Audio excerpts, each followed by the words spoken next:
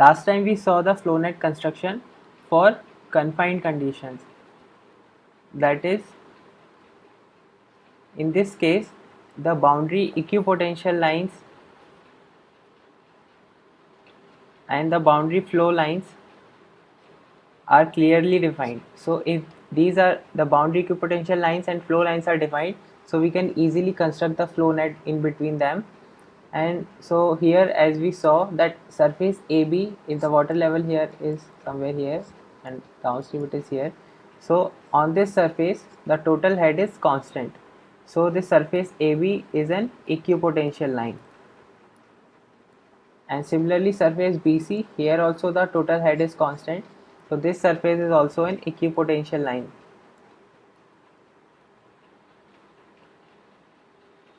And this surface BD of sheet pile, so the flow cannot cross this line, so the flow will be along the sheet pile. So this BD is a flow line because flow will be along this line. And similarly this impervious bed, so flow cannot cross this impervious bed also, so flow will be along this bed, so this is also a flow line. So using these four lines AB, BC, BD and EF, so we have got two equipotential lines and two flow lines, and so these four lines define our domain and we can construct the flow net afterwards. But in case of unconfined flow, all these four conditions are not available so easily. So three of them are available, we will see, and one is not easily available. So for example, we are going to consider an earth dam. So it demonstrates the unconfined flow. So here it is an earth dam, and upstream water level here is at up to level height of H, and downstream there is a filter, so water does not rise in this filter and it goes through this filter. And so it is made of homogeneous isotropic material.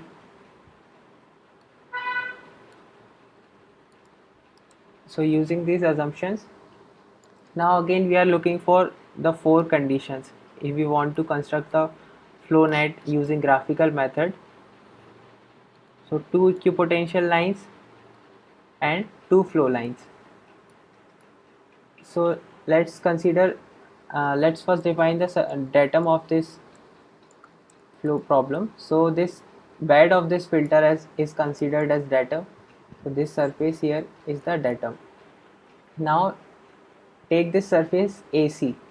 So any point on this surface, the total head is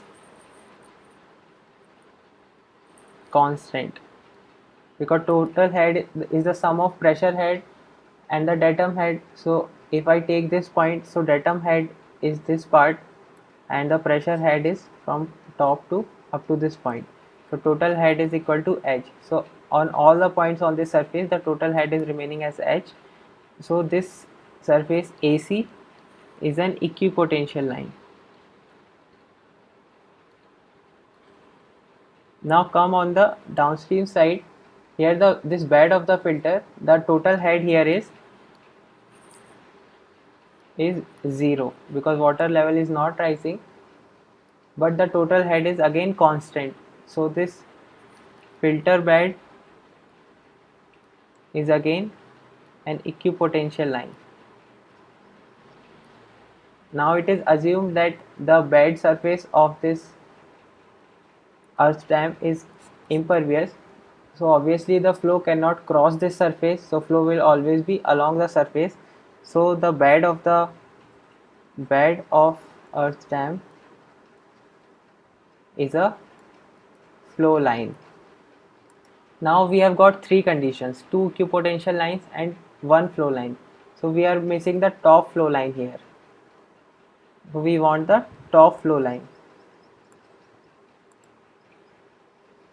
So it is clear that if the water level is up to here, so this top flow line will start somewhere here and it will end up somewhere on the filter bed. on a point on the filter bed. So from various studies, so study done by Kozny and its application done by Casagrande.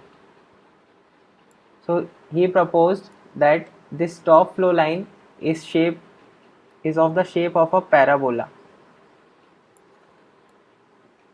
So it will start somewhere here and the actual parabola should end at this point D, but because there has to be some modification, because we know the flow cannot start at this point D.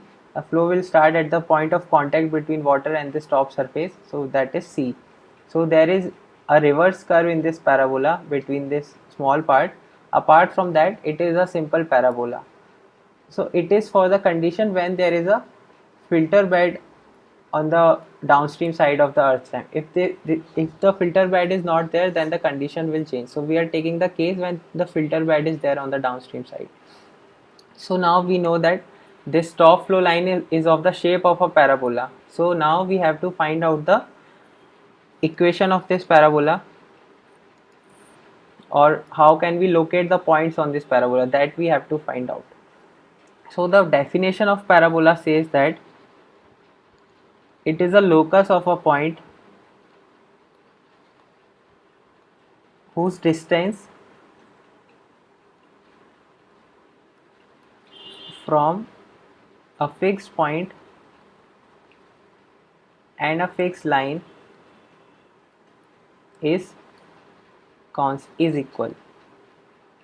So to show here, if it is a parabola, so that fixed point is the focus of the parabola and fixed line is the directrix, and this is the focus.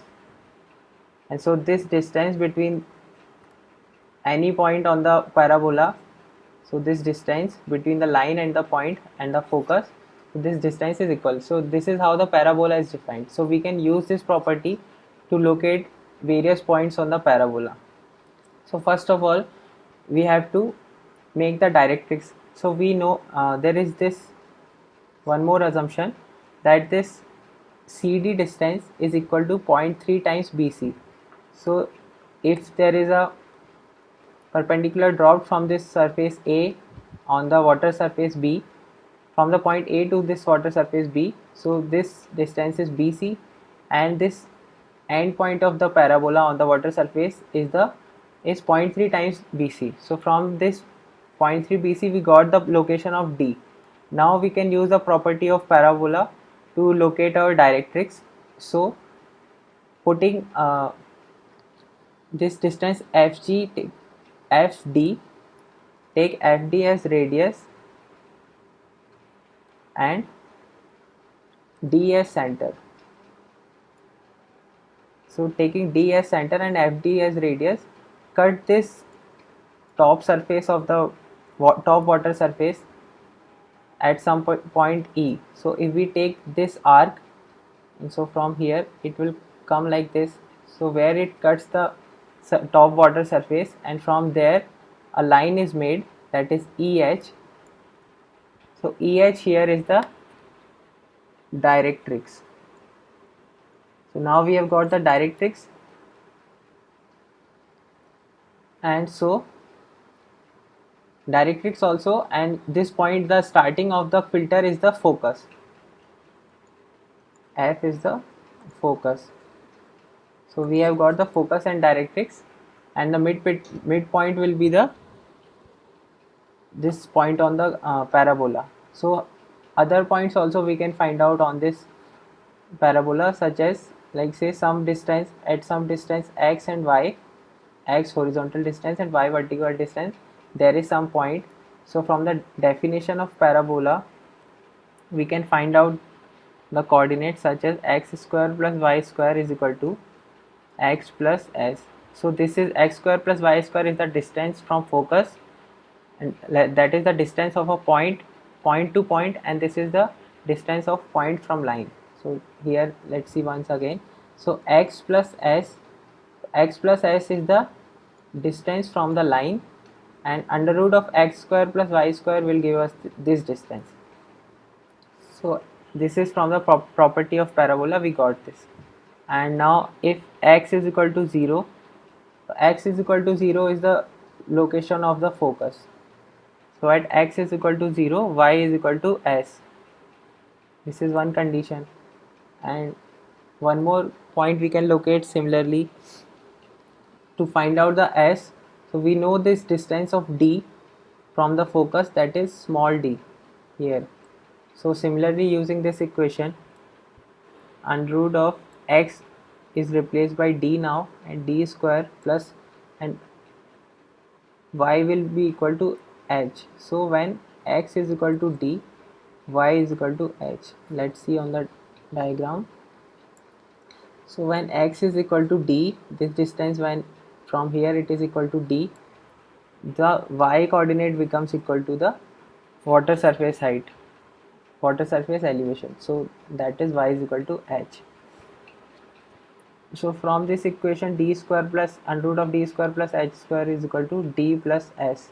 So we know d and we know h. So from here s can be found out, d square plus h square minus d.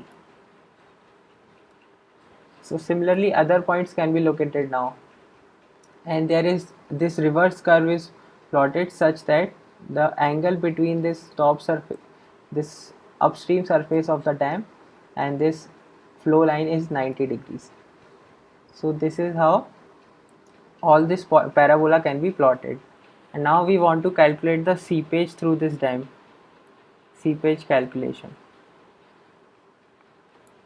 So for that, again from the parabola equation, x square plus y square is equal to x plus s. Now take the square of the both sides. X square plus y square is equal to x square plus s square plus 2x s. X will cancel out, and y is equal to under root of s square plus 2xs. And dy by dx is equal to 1 upon 2 under root of s square plus 2xs times 2s. So from here dy by dx comes out to be s upon under root of s square plus 2xs. And at x is equal to 0, dy by dx will be 1. So we know the from Darcy's law,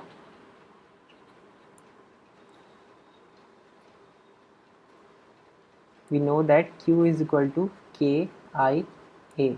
So k will be given, that is for homogeneous and isotropic material. I here is taken as dy by dx.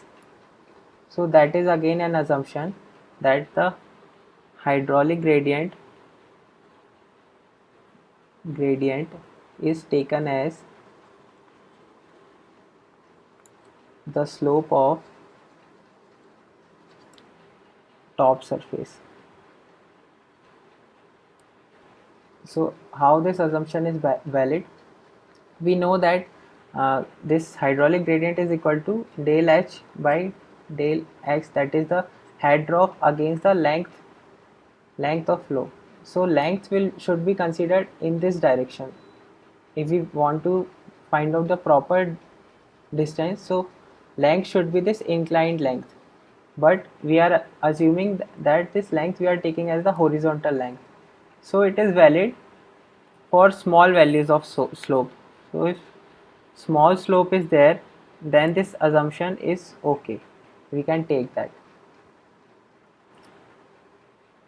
And so from here I we found out, and a is equal to, so when dy at x is equal to 0, a will become equal to vertical distance times unit distance in the perpendicular direction, so y into 1. But at x is equal to 0, y is equal to s, so a becomes equal to s.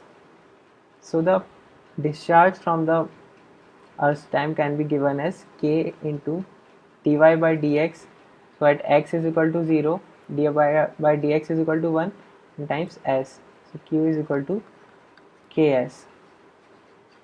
So we have to find out the value of s as we saw this calculation. So using this calculations, well, not this one, this calculation, we have to find out the value of s, and from that we can calculate the discharge. And if the flow net is complete, and if we have plotted the flow net, so we can find out the discharge as K H Nf upon Nd. That is the universal formula. So one more thing to notice is that this top surface is in the contact of atmosphere. So in this case, the flow is coming like this. So this top surface is at atmospheric pressure, and so it is called as a phreatic line. So if it is at atmospheric pressure, it means that pressure head is equal to 0, and so the total head is equal to the elevation head. So this point helps in constructing the flow net, because when the total head is just the elevation head, so for the equipotential drops, this vertical distance between two head drops, this will be equal. If this is delta H, and so this vertical distance again is the delta H. So this is how this thing is used, and what we saw here was for the when there is some filter on the downstream side. So the water comes like this and falls into this filter. But if there is no filter, so this surface will come like this and will meet the downstream surface, and from here it will follow the downstream surface. It will not go out of this line. So if you are asked in the objective that if the line is drawn like this, so it is wrong. This top flow line can never cross this downstream surface. After this it reaches the downstream surface, it will follow this profile and it will not cross this line, because the purpose of the dam is not served. If this flow line is crossing, that means the flow is coming out from here, and it is not possible in case of dam. That is not why we are constructing this dam. So that's it for this one, and we'll see the K permeability value for the anisotropic soil in the next one.